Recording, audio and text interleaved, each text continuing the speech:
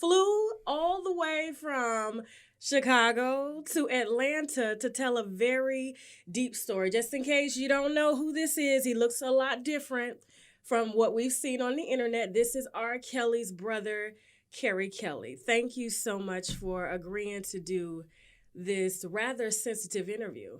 Thank you for having me. Anytime, anytime. I mean, we started off rough. Yeah. But since our last interview, I mean, it was so deep. It ended up going viral.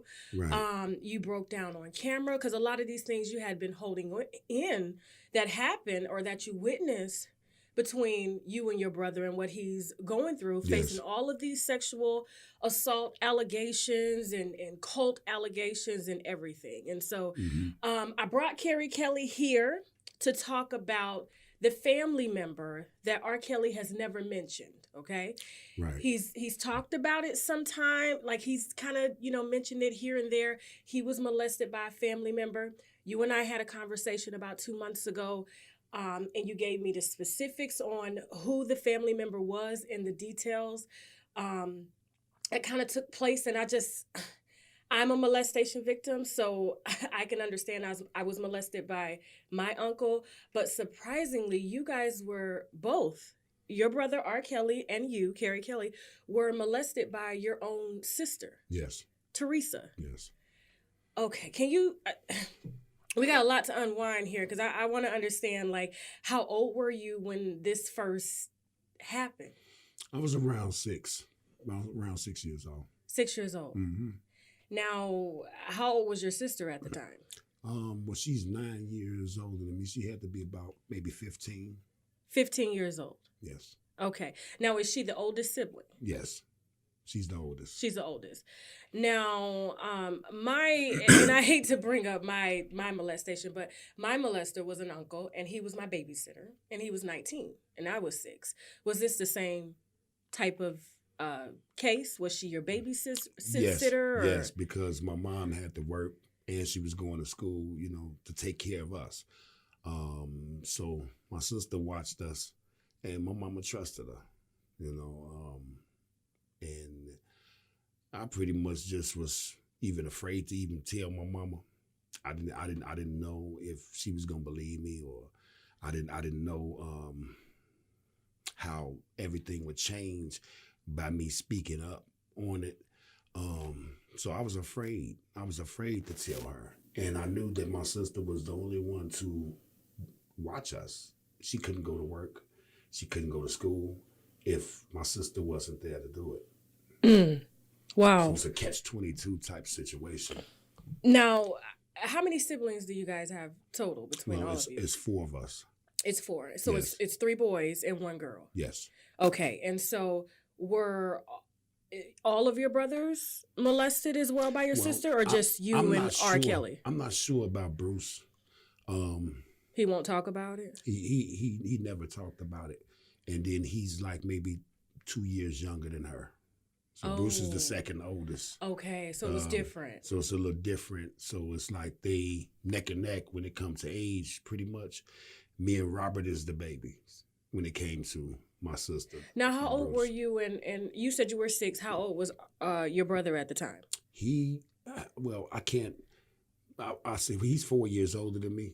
Oh, so he was 10. He was 10, somewhere around in that area right there, because I really didn't notice right away when Robert was being held in the house. Oh. So I can't remember like when that took place, but it had to be probably before I turned 7. I noticed that he was in the house, and I get to go outside now. Now, where was Bruce when all this was taking place? Well, Bruce never stayed in the house. He was always gone. He was always, no, she would let him go outside as well. But see, Bruce never got in trouble. Like me and Robert, we have done something in my sister's mind to the point where that was an excuse for y'all, you're on punishment. So y'all gotta stay in the house. Bruce always went outside. See, so in my mind as a kid, when I look back on it, she never pulled that with Bruce to my knowledge. Okay. She always got to go outside. Okay. Now, when you say, because it's interesting, a lot of parents right now, and I hate to bring this up, are fighting because they said that their daughters are trapped in a house. And so when you look at everything that your brother is being accused of and the conversations that you and I have had, they kind of mimic some of the same things that your sister did to you. And I kind of want you to explain a little bit of that to the viewers, what you're comfortable with, because Right. I don't know how much you're willing to share, but as much as you can or you feel comfortable with sharing, because I know it is a very tough topic. But talking about, let's go back to when you were 6 and you said he was 10, and you know the punishment was she would find a reason to for you guys. I mean, she would find anything Right. that you guys would get in trouble for. We didn't listen to her, or we didn't do what she said. It would be some type of reason why we couldn't go outside and play with the other kids to keep us in the house. You know, she never kept me and Robert in the house at the same time. That never happened. It was me, and then Robert get to go out with Bruce, and then it was me and Bruce, and Robert get to stay. Okay. So now tell me about what went on in the house when you were on punishment for doing something you had no business doing, and your 16-year-old sister was punishing you at 6 years old. Tell me some of the things that she would do. I'm flabbergasted right now. Like, she, wow. She pretty much, she would tell me to, come in the room where she was. Like when it first happened, I would sit there and I would ask her, "Can I watch TV?" She'd tell me, "No, I can't watch TV. I can't do anything but just sit there." And I guess that she was trying to find a way to approach me. This is before it actually happened. So she told me to come in the room with her. This is the first time that she attempted to touch me. She told me to come in the room with her. And when I came in the room, she was in a robe. okay. And she opened up her robe, and she didn't have anything on up under the robe. And she told me to come over to her. Excuse me. And as a kid in my mind, I'm confused because I know this my sister. I'm 6. I know this wrong. Mm-hmm. And she's way older than me. And first I thought she was playing, but she would, she was insisting on me coming over to her. So I was hesitant, and so she grabbed my arm. And she took my hand and started rubbing it on her private part. And I started crying, and I guess that kind of scared her. Mm-hmm. And so she told me to just go back in the living room. And that was the first time that she attempted to test the water, so to speak. The next time, I tried to find a way, like, to tell my mom in a way where she wouldn't be looking at me like I done something wrong, if you understand what I'm saying. Yeah. I told my mom, I said, "Do you have to go to work?" I remember asking her that. At 6 years old. Do you have to go to school? Oh. Can you stay home today? Wow. And she said, "No, baby, I can't stay home. I have to do these things to provide a roof over y'all head, and I have to do these things to make sure that y'all comfortable and y'all straight." And she was like, "What's wrong, baby? I miss you." And so, as a kid, it was a call out for help, mm-hmm. but in my way, it was like sending a bat signal, Like help. Right. And you know, hoping that she would get it without me really saying it. Like, why do he want me? Because me and my mom, we was very close. So I believe that wasn't out the box for me to ask her. Because I mean, I went everywhere with her. She was my like homie. I'm her baby, you know, so we was real tight. She was tight with all of us. But by me being a baby, we had like an extra special. She used to tell people, this my baby. So, you know, and then she had lost a child before me. Oh, so it was 5 of you. It was 5. She had lost a child maybe 2 years before me. Wow. And when I came along, she called me the miracle baby because I think she had like 2 miscarriages or something before I was born. So it was a bond there. So I felt like I threw the bat signal out, and you know, she was a concerned mother about taking care of her kids. And after that happened, I say maybe not the next time my sister watched me, I say maybe about a week later. Okay, this is after the first incident. This is after the first incident. Okay. And maybe about a week later, she she told me to stay in the house. And this time she was more aggressive with her approach. Robert and Bruce was allowed to go outside, and she told me to sit in the living room, and I couldn't watch TV again. It was something that she said that I did. She asked me a question, and I don't think I answered it correctly, or like she wanted me to answer it. So I was being smart, but I probably did approach her like that because of the incident that happened earlier, the week before, and I'm sitting there confused and not understanding what is going on. Was she playing, or was she serious? Who plays like this? Even as a kid, I'm thinking, who would play like this? So this time around, she was more aggressive to the point where she just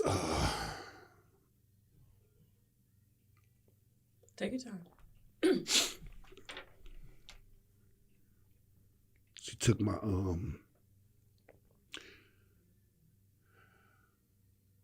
took my face, and I'm short at the time, and she brought me into the room from the living room, and she had the robe on again, and she sit on the bed,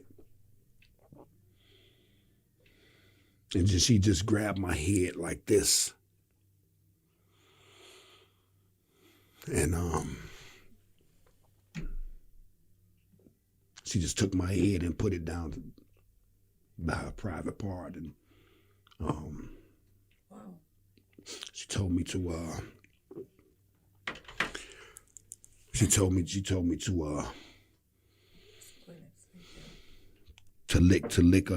lick her private parts. So of course I didn't know what I was doing. At 6 years old. 6 years old, and she was like, stick your tongue out, lick it hard, lick it fast. She's giving you instructions, and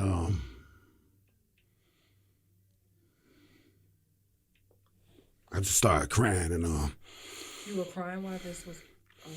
And then she went down and started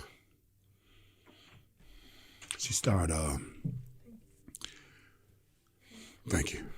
She went down and she started giving me oral sex with her mouth.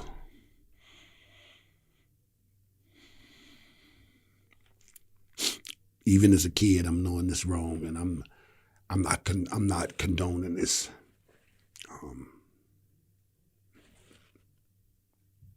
Human nature, you know. So, of course, I'm erected, At 6. At 6. And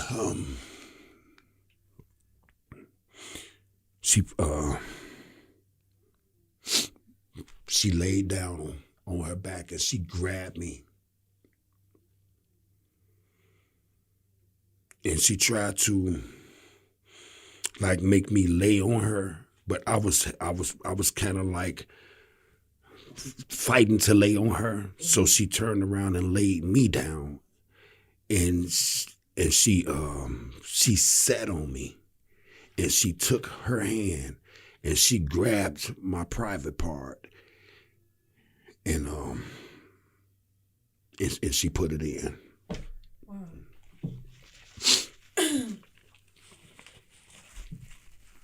And this went on for how long?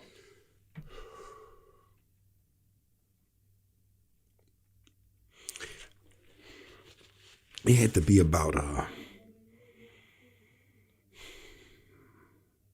maybe 6 years. 6 years. And your mom never. She never knew.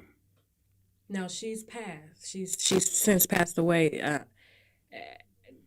Did she know before her passing? I never found the courage to tell her. I never found the strength to tell her what was happening to me. I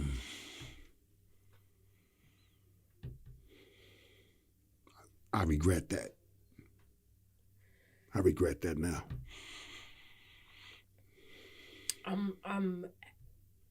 I know it's hard for you to come forward and share something personal like this, especially dealing with a family member that is still living. Like you and Theresa, you still talk. Oh, I haven't talked to Theresa since I haven't seen her since my mom died in '93. Oh wow. Okay. The last time I spoke with my sister, my son had got shot. I'm sorry. He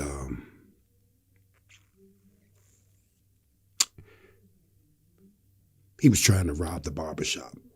Okay. And this is the guy that been cutting his hair for a long time, so he watched him grow up. So he did what any man would do. He protected his home. He lived upstairs with his family. The barbershop was his business. And then my son came and my other son, and they tried to rob him. Wow. So he ended up shooting him. And so he went to the hospital. He almost died. He had one bullet went through and pierced his liver, and the other bullet pierced his lung. So I was on the news at Christ Hospital, because at the time I thought that the police was bogus, and so I involved the media. Okay. So when I did that, my sister saw it on the news that her nephew had got shot.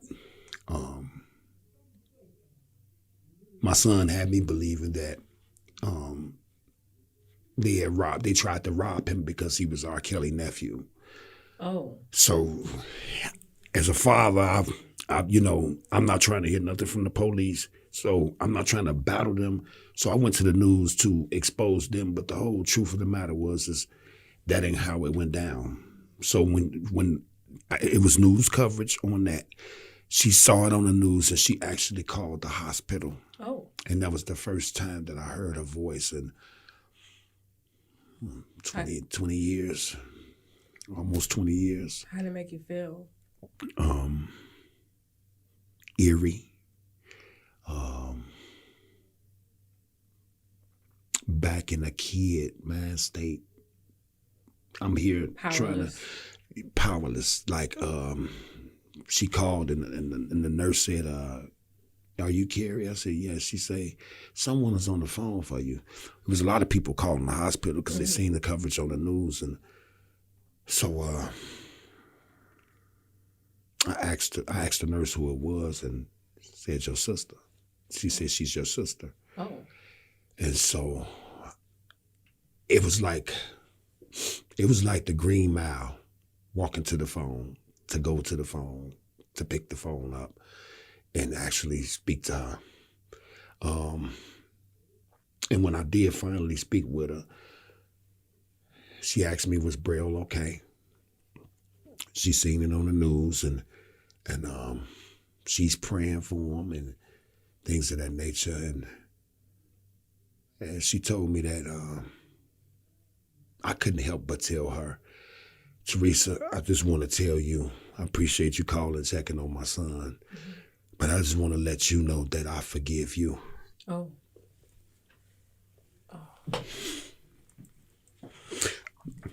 Take your time. I forgive you for what you've done to me.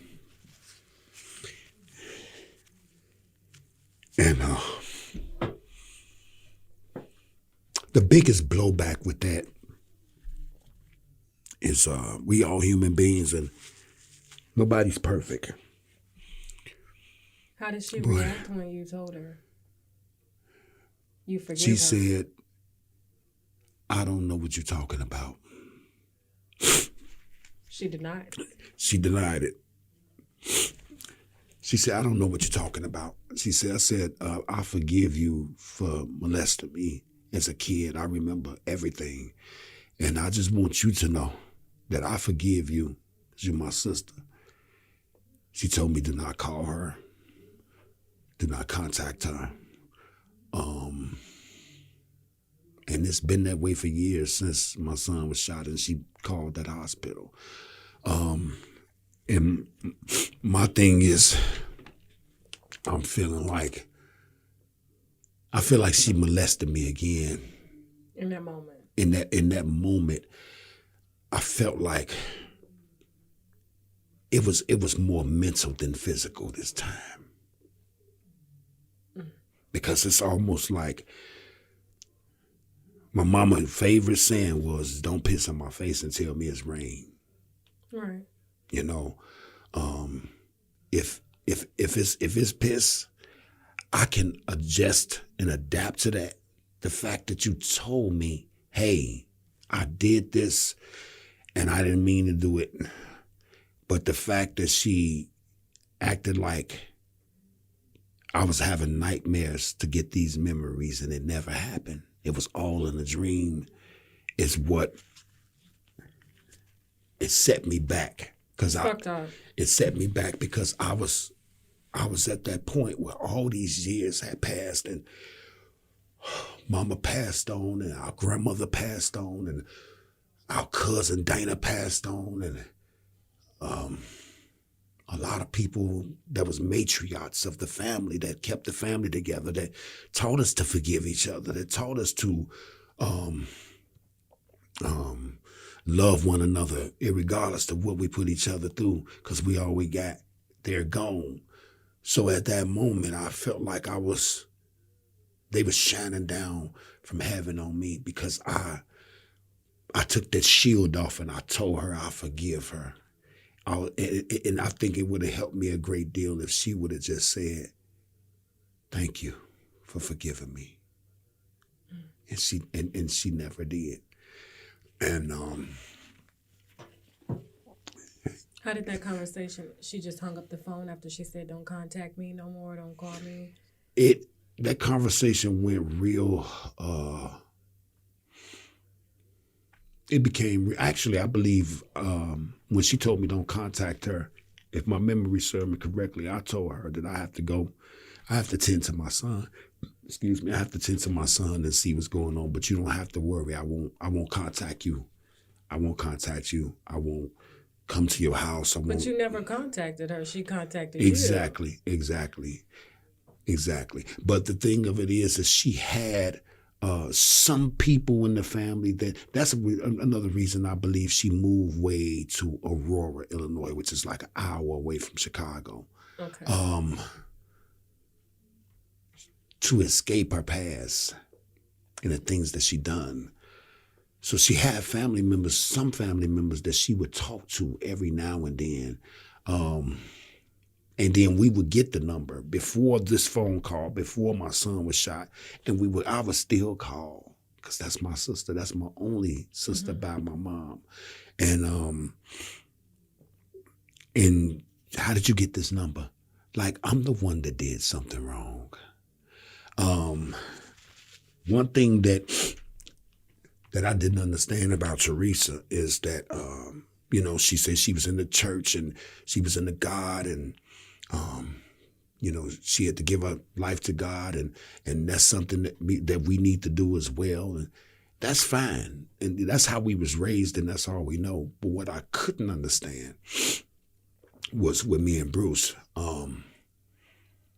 She would tell us she really didn't want to be bothered with us because we were sinners. We wasn't looked at in a pleasant eye when it came to God and things of that nature. And that was the reason for her doing what she did to you? No, I don't think that was the reason. I'm saying, is that what she told herself? That's what she probably told herself. But I don't think she did it to Bruce. But the thing of it is that really hurt me and really, had my mind going through a spin cycle, is that she was at Robert concerts. She's saved and sanctified and filled with the Holy Ghost. But she's at Robert concerts. She got the pastor at Robert concert, the whole congregation at Robert concert. Oh. That's okay. Me and Bruce didn't have anything. So we the sinners. And I had a conversation with her. I said, Theresa, I said, so me and Bruce is sinners. That's why you don't want to deal with us. But you at the concert with Robert sing Bump and Grind and Sex Me and front row seats. What's wrong with that picture? We your brothers too, and I believe it was because Robert ended up buying her a house, ended up, giving money to the church that she went to, large denominations of money to the church that she went to, aid and assisting her in different things. Now I know your brother, especially with all the recent allegations and the allegations of him impregnating a cousin of yours, of you all. I know he probably views incest very different, but from what we spoke about on the phone, and I know you don't know much, but you do believe that Theresa touched him as well. Yes, I do. Yes, I do, because like I say, I can't say I wasn't there the same time that Robert was there, like in the house where I can actually see. I know what was happening to me. And I know that when I got to go outside, I was so glad. And he couldn't go outside. And Robert mentioned that, I believe, to Bruce, my older brother, and I overheard it. Never brought it to me. You got to realize I'm the baby. I'm the youngest. So what did he say? I think he was saying that he was bragging about he not a virgin no more. See, for him, it was a different ride. It was like a rush. It was like a rush, and they was like talking in codes, but we couldn't go outside beyond the porch. This is in the mind of a kid. We couldn't go nowhere without an adult supervision. The only place that he went was in the house when we came outside, me and Bruce. That's so it. You think he actually enjoyed? I think he enjoyed it. Wow. I think he enjoyed it, and that's another reason I believe that they got along after the fact, not just the fact that he took care. I was gonna ask that, like he's buying her a house and inviting the church, and everybody's all kumbaya. Right. And this same thing, but he didn't take it like he was being punished as you did, or being violated or molested. I believe my belief with Robert is that he took it as she opened up a side of him or showed him some things that before any other woman have. We kids. He didn't have.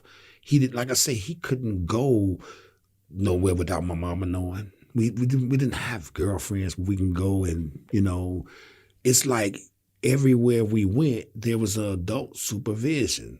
So someone is, unless an adult sat there and watched them do it, you understand? Mm-hmm. So it's like he never was, she was overprotective, our mom was. So we pretty much had an adult watching us. We couldn't go outside the porch because there was even stuff happening back then, Even if my mom was there, she would make sure we don't go out the gate. So we can play, but we have to be within eye distance of her, mm-hmm. So it's just different. I believe it's different with Robert because that's what probably made him the monster that he is today. Wow. And you think your sister definitely opened that gate? I believe she opened up Pandora's box. And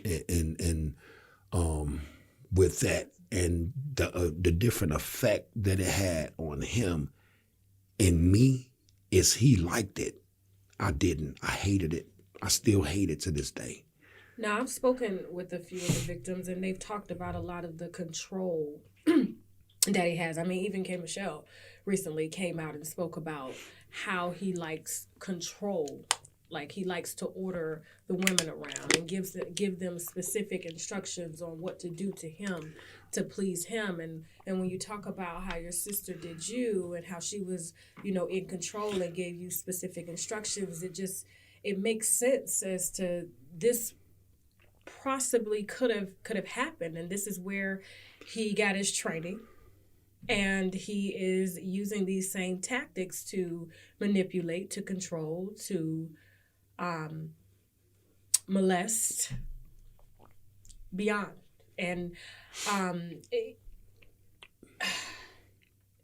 thank you so much for coming forward to share this, because I mean, it is interesting to hear him in numerous interviews speak about the molestation, and he kind of talks about it from a point of view as if it bothered him, as if it hurt him. But listening to your story and how close him and Theresa were and maybe still are. I mean, him buying her house after, she molested him. It's interesting how just everything turned out. And I think it makes more sense now. Now, I mean, there's other things that we will talk about later as to what actually I think could have helped fuel his fetishes. And that's something we'll talk about at a later date. But I mean, looking at everything that's going on with your brother now, do you think he would ever stop or get help? Well, they say the first step to recovery is admitting. And Robert, he's not going to admit that he needs help because in his mind, he thinks that everybody else has the problem. Just like your sister thought that you had the problem when you told her, I forgive you. Right. And that's what I noticed about people in society and in this day and age. If you really just sit back and think about it, it's not just my family. It's just people as a people in general. We messed up.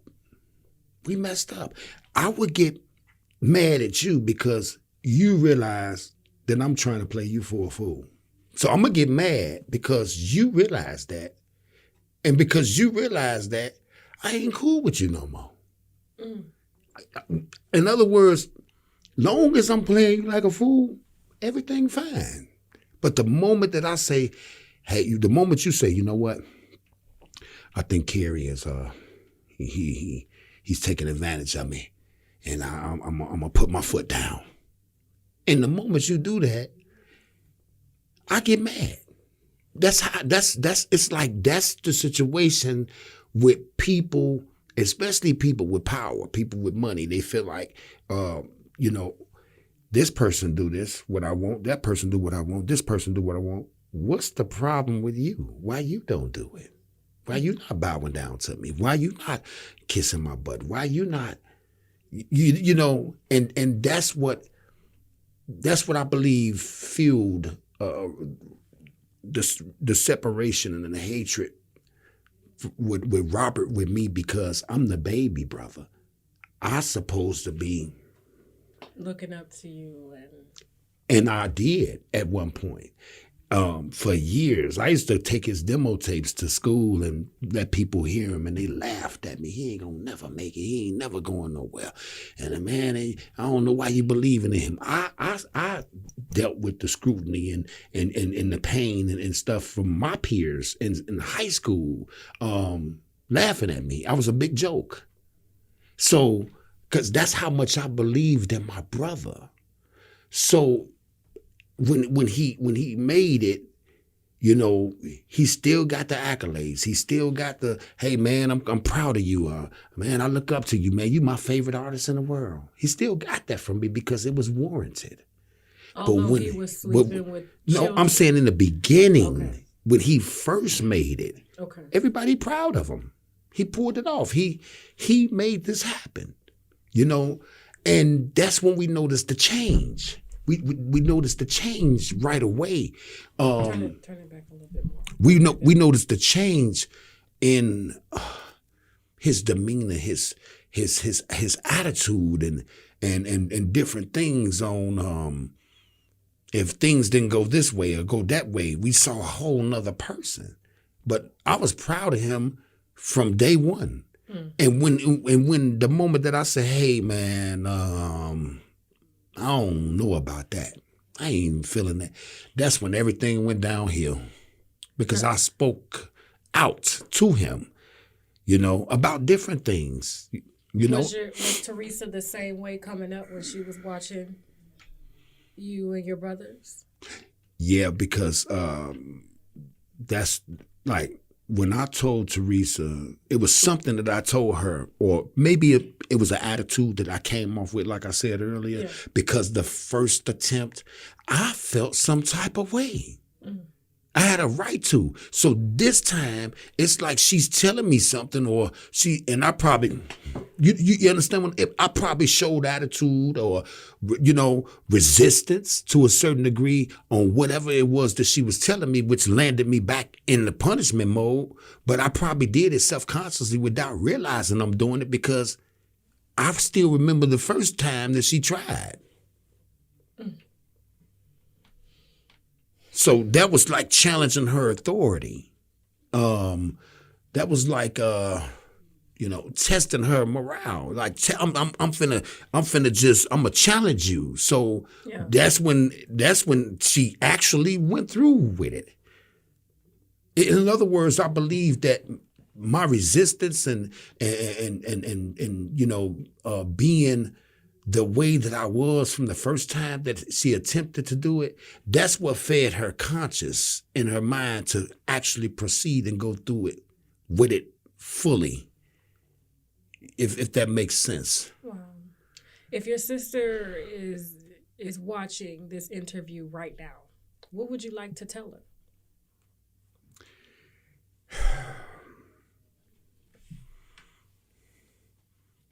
I would like to tell her that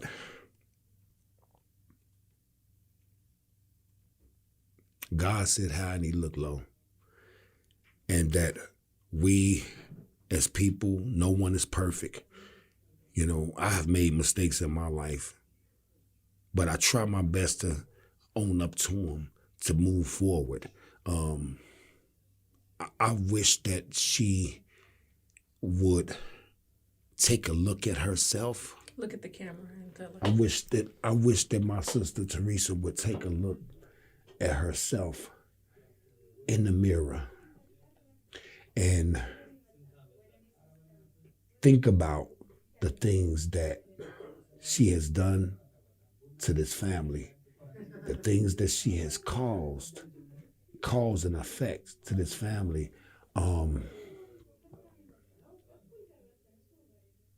never told her this, but my niece, her oldest daughter, she came to visit me because she was taken away when they were so young. We didn't see Theresa. So when they got grown, they wanted to come back and know who their family was. It was like,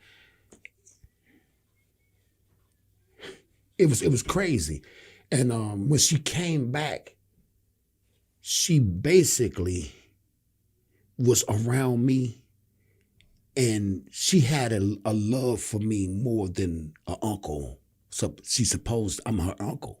And I had to tell her, Theresa, you don't know this. I had to tell my niece, you don't supposed to love me like that. Oh, wow. Not like that. I'm your uncle. You understand? So it's a lot of things that she probably experienced with her brother. Wow. You understand what I'm saying? That caused her to feel like it's okay to feel a certain way about her uncle. These are Theresa kids now. It's a generation. Yeah. So that's what I would like to tell her. Maybe she know, maybe she don't know that. And that my niece felt a certain type of way about me, and I had to correct that and check that in the door, to the point where I didn't want her around me no more. How old was she? She was like 18, and her mom had put her out. So me being the uncle, she contacted me, and I said, hey, you can come stay with me. I'm not going to see you in the streets. I don't want you out there doing the wrong thing, You can stay with me until you get on your feet. And when she came to stay with me, I moved out where I was staying at because I felt uncomfortable. Wow. This is my niece. Wow. I had places that I could go spend the night here and spend the night there, and different people that I knew. And I pretty much let her stay there, to the point where she was staying there by herself, and she felt uncomfortable staying there by herself because she lived in Aurora. That's all she knew. All her life was Aurora. Now she's in Chicago, and, the city that everything happened, so. So she actually came on to you. It ain't that she came on to me. It's the way that if I'm talking to a female on the phone, okay, I done spent time with my niece and we kicked it and we went out to get something to eat, and I'm talking to somebody on the phone, she would get mad.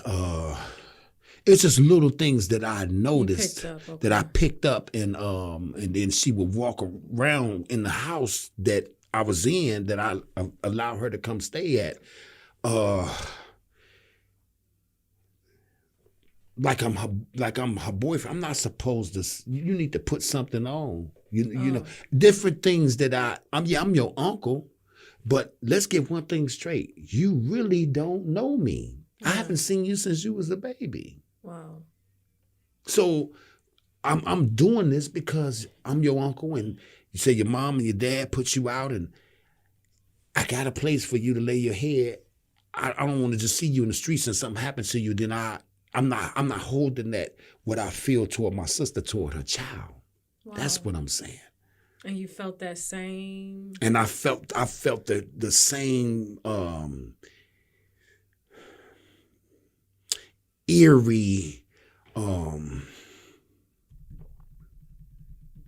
She told a cousin of ours that her brother touched her. And that's what made me, I knew that something wasn't right. And then once we parted ways, she told another family member that her brother, which is Theresa's oldest son, touched her. Oh, wow. So now it comes back to me like, okay, I knew what I was feeling. It was off. It wasn't right. It didn't feel right.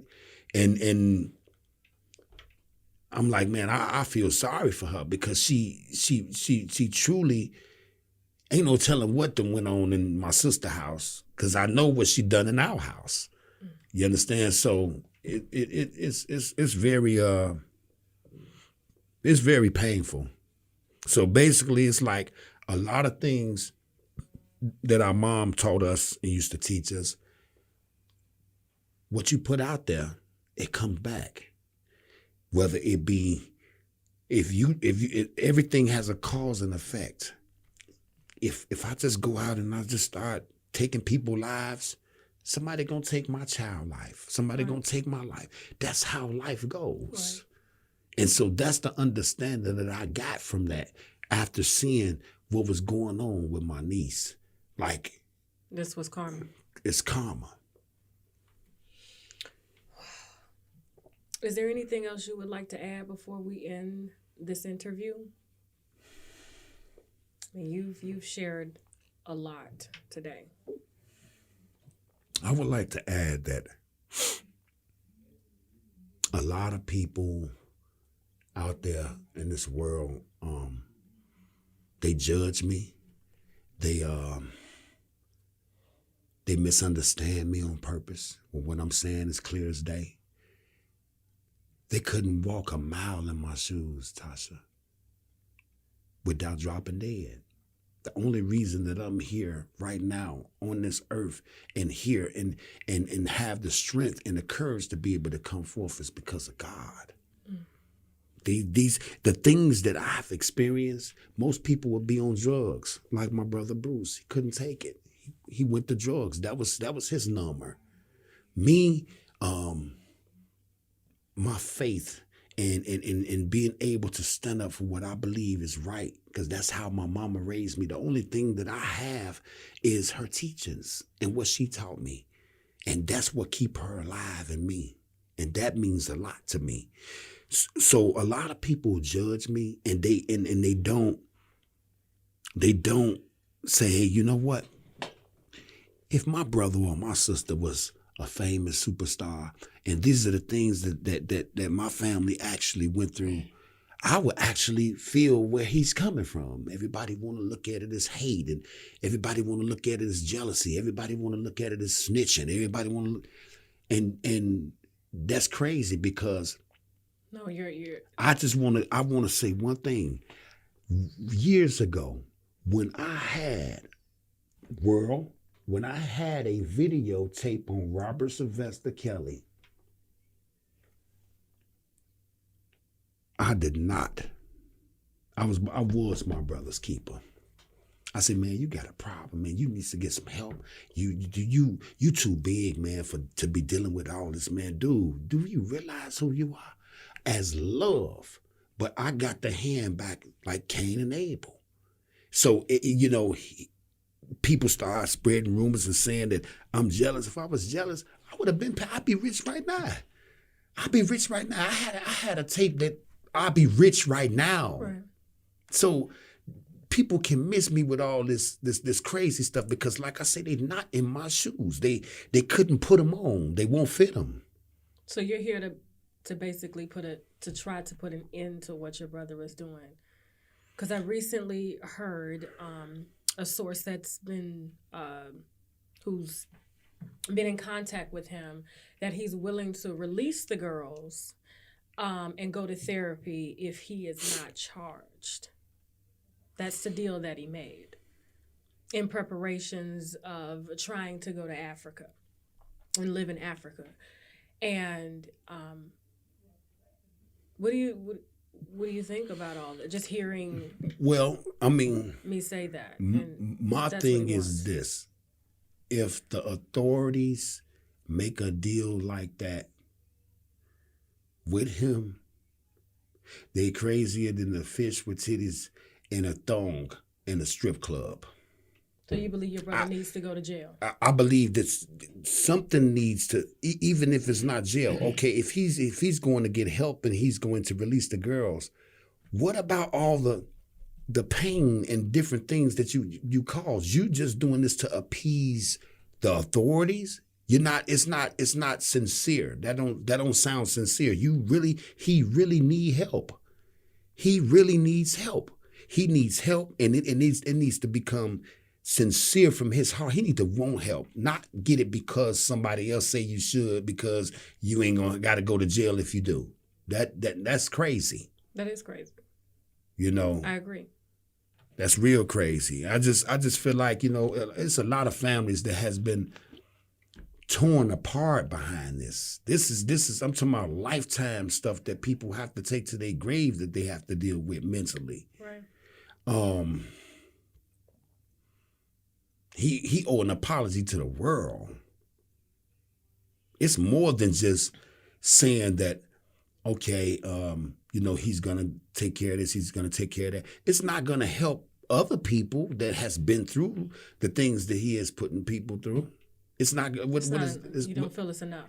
I don't feel it's enough. Maybe he do need to go to jail, or maybe he need to be in some type of mental institution, so he can understand that the cause and effect that you had is not just on you. It's almost like a domino effect with Robert. Once you put the blocks up there and then you tip it over, it's gonna knock down every domino that's in the line of those dominoes from the beginning. Those dominoes need to be picked back up. What can he do to pick the dominoes back up? What can he do to ease people pain and try to make the pain go away and show that he's concerned about the pain that he caused in this world?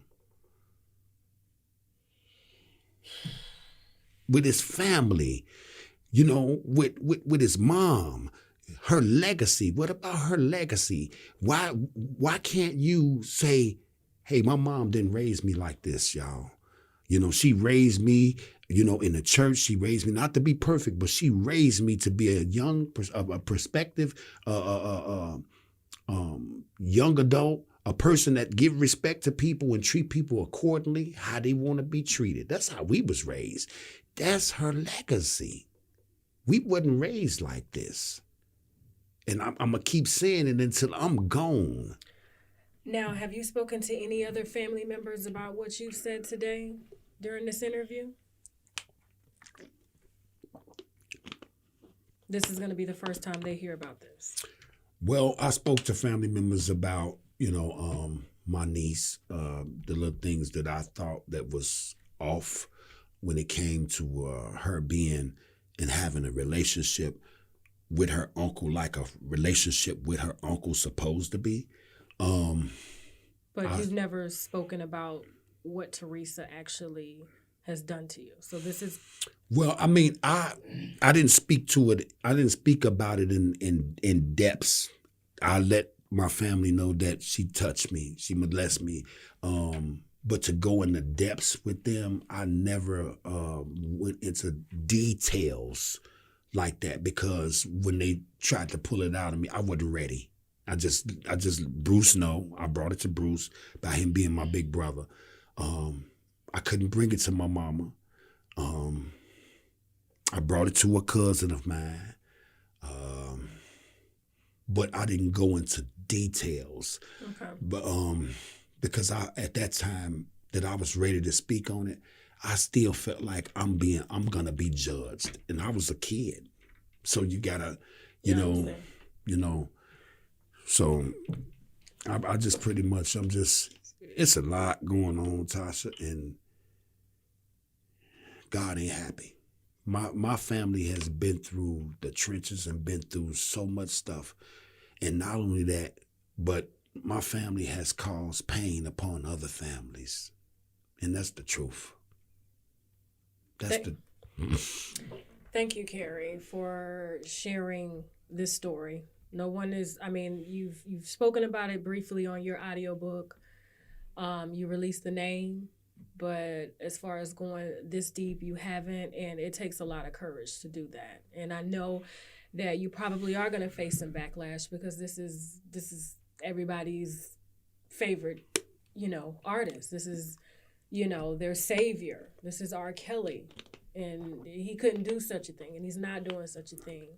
And you've seen it firsthand, what your brother is capable of, and I'm glad that you came forth to show and to tell what started and what created this monster, because he is a monster, and I believe he really does need a lot of help.